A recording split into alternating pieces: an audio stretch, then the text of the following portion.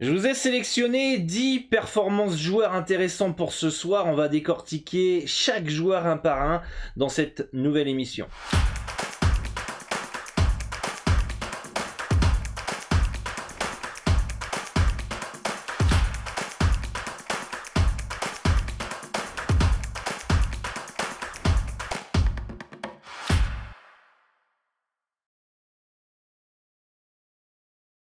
Salut à tous, Sidorado, votre expert en paris sportif spécialiste basket pour la deuxième émission de la journée sur la chaîne YouTube. La première, vous pouvez la retrouver sur le i en haut où on analyse et on décortique chaque rencontre pour vous aider à faire vos pronostics. J'espère que vous avez la forme et si vous aimez ce contenu sur la chaîne pour progresser dans les paris sportifs, pour parier la NBA, n'hésitez pas à vous abonner à la chaîne et d'activer la cloche des notifications. C'est important pour le référencement de la chaîne. Likez, commentez. Là, je suis assez déçu des retours de cette émission qui me prend beaucoup plus de temps à faire puisque ce n'est pas ma spécialité, le performance joueur. Moi, je suis spécialisé dans l'handicap, donc suite à la demande qu'on m'a demandé en privé pendant 2 ans sur ces émissions pour donner mon avis sur les différents performances joueurs, je trouve que les retours sont vraiment beaucoup trop faibles. Alors je vais continuer jusqu'à la fin de la saison régulière en NBA, donc vous avez 15 jours pour me prouver que vous êtes intéressé par ce type de pari.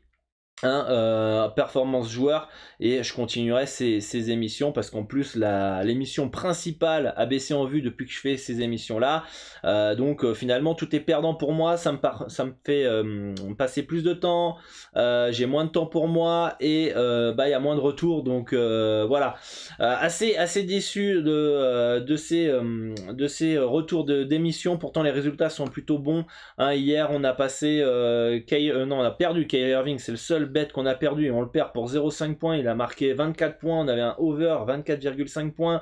On a passé le triple double de Luka Doncic à 4,08. Qu'est-ce qu'il y avait d'autre aussi? On avait Batum over 3,5 rebonds, Mitchell over 4,5 passes qui passe, Westbrook over 19,5 points. Donc voilà, et puis la nuit d'avant ça a été aussi positif, donc voilà, si vous voulez me motiver, n'hésitez pas donc à liker, partager, commenter, c'est important et c'est gratuit. Ça c'est important parce que beaucoup se plaignent que les choses sont payantes, mais quand c'est gratuit ils ne soutiennent pas, c'est ça qui est malheureux. Donc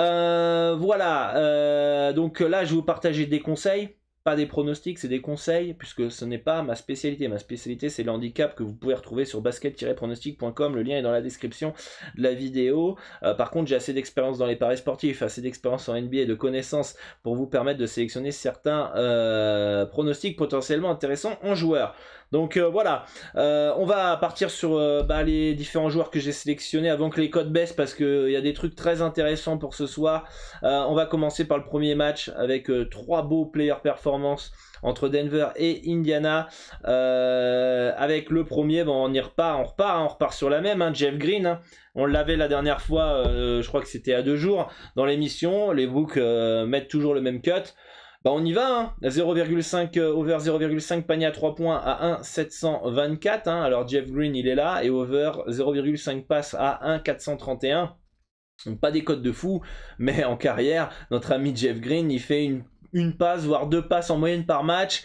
Il joue 24-25 minutes, hein, cette année. Il marque en moyenne, alors il est où? En 3 points. Il est quasiment à 1 panier à 3 points en moyenne par match, hein. Il est à 1. Ouais, il est quasiment à 1 en carrière, hein, si on arrondit. Depuis, à part sa première saison rookie, il est à 1 panier à 3 points par match. Il en tente pas beaucoup quand même cette année, il en tente un peu moins, donc c'est peut-être un poil risqué. Mais en tout cas, lors du dernier match, il a fait quoi? Il a fait 2 sur 2 à 3 points. 2 sur 4 à 3 points, 0 sur 5, 3 sur 3 à 3 points, 2 sur 3, 1 sur 1. Donc ça peut être une bonne piste, ce over 0,5 panier à 3 points, mais c'est surtout les passes qui peuvent être intéressants. Le deuxième, alors là j'aime beaucoup, même s'il est maladroit, c'est Nikola Jokic over 0,5 panier à 3 points à 1,51. Ça me semble pas mal. Notre ami Jokic qui en met un panier à 3 points quasiment depuis 2017-2018 en moyenne par match. Il en tente Il en tente 4 cette année, c'est son plus haut volume de tir à 3 points, c'est le MVP, c'est lui qui a tous les ballons. Par contre, bon, en ce moment, il est un peu discret à 3 points. 0 tir, 1 tir, 2 tirs, 2 tirs, voilà, 6, 4, 2, 3. Il n'a pas un volume incroyable, c'est soit il prend beaucoup, soit il prend pas beaucoup de tirs. Mais bon, un panier à 3 points pour le MVP Nikola Jokic, dont on sait qu'il est fuyant, qu'il est capable de tirer et marquer à 3 points, ça me semble potentiellement intéressant. Donc voilà pour ces 3 premiers performances joueurs qui me plaisent. On va aller au deuxième match. Cleveland face à Dallas, on a Darius Garland over 1,5, panier à 3 points à 1,47 qui me semble intéressant.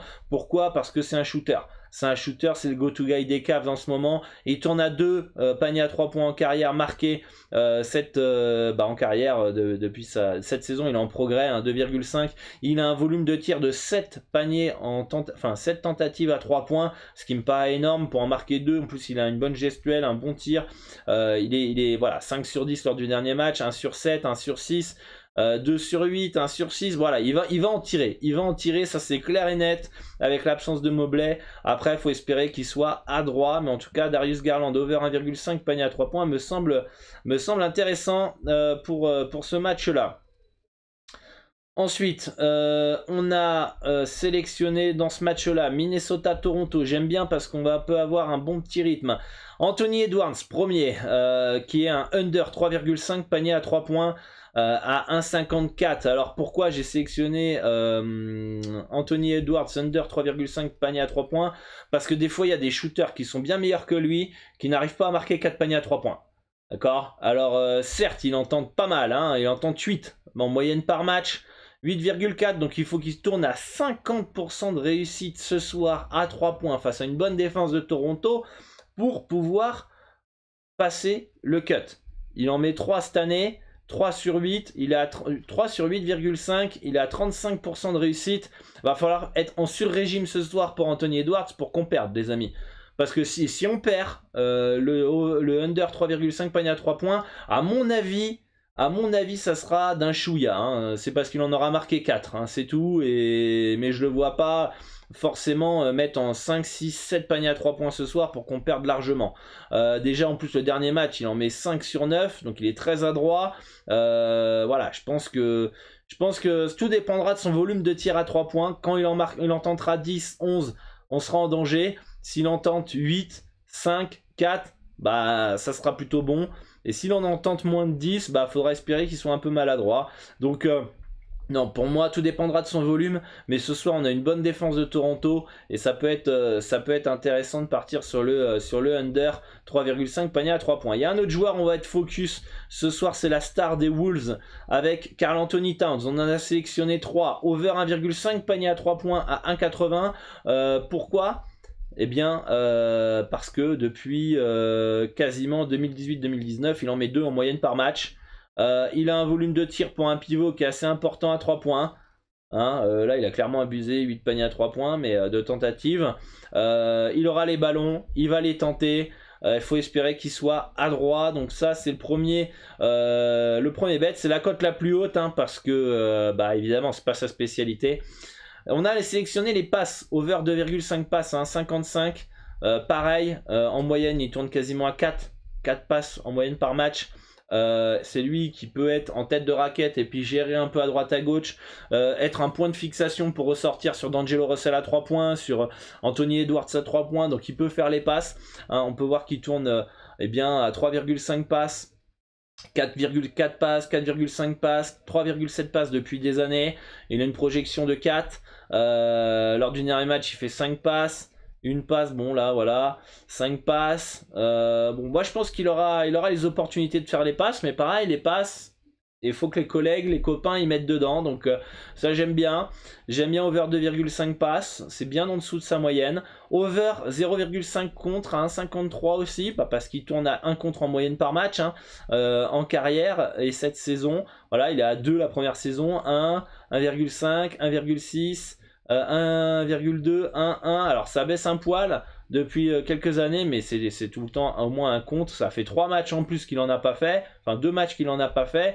Donc je pense que ce petit over 0,5 compte, peut-être pas mal pour Karl Anthony Towns. Et je crois que c'est tout en termes de performance joueur sur ce match-là. On avait peut-être Scotty Barnes over 0,5 panier à 3 points qui pouvait être intéressant. Mais bon, je pense qu'il y a mieux ce soir dans cette rencontre. Ensuite, qu'est-ce qui nous reste? Orlando-Washington. Alors on retente over 0,5 passes de ce con de Mo Bamba. Hein, on va espérer qu'il fasse une petite passe à 1,63. Et on n'a pas fait le dernier match quand on l'a pris. C'était le seul bet qu'on avait perdu de la night. Il avait fait 0 passe, alors qu'il tourne quasiment en carrière à une passe en moyenne par match, et notamment cette année. Je pense qu'il a eu des opportunités pour faire quelques passes. Donc on va pousser pour que Mo Bamba fasse une toute petite passe décisive. Ça serait cool pour cette rencontre. Donc Mo Bamba, qu'est-ce qu'on a ensuite? Là je crois que j'avais rien sélectionné, je vais vérifier. On peut aller voir quoi d'autre. Donc Karl Anthony Towns c'est fait, ça c'est fait, ça c'est fait, ça c'est fait, ça c'est fait, Jokic c'est fait, Jeff Green c'est fait. Et ben il nous manque le dernier. Le dernier où je suis pas trop fan parce que j'aime pas ce joueur là, c'est Andrew Wiggins. Andrew Wiggins over 1,5 passes dans cette rencontre. Il tourne à 2 passes cette année au niveau des stats. Il fait 2 passes en carrière minimum par match. Il est même monté à 3,7 quand il arrive à Minnesota, et enfin quand il est transféré entre Minnesota et Golden State. Pour moi ça me paraît un peu bas comme cut. Donc voilà, en termes de performance joueur, je vous fais un petit récapitulatif. Jeff Green over 0,5 panier à 3 points. C'est un joueur qui joue à Denver. Pareil, Jeff Green over 0,5 passe qui joue à Denver, c'est le même. Nikola Jokic over 0,5 panier à 3 points qui joue à Denver. Darius Garland over 1,5 panier à 3 points, il joue à Cleveland. Mo Bamba over 0,5 passe à 1,63, il joue à Orlando. Anthony Edwards under 3,5 panier à 3 points, il joue à Minnesota. Son coéquipier qui joue à Minnesota aussi, on a 3 performances joueurs. Over 0,5 contre, over 1,5 panier à 3 points pour Karl Anthony Towns et over 2,5 passe décisive. Et enfin, le dernier performance joueur, Andrew Wiggins, over 1,5 passe décisive.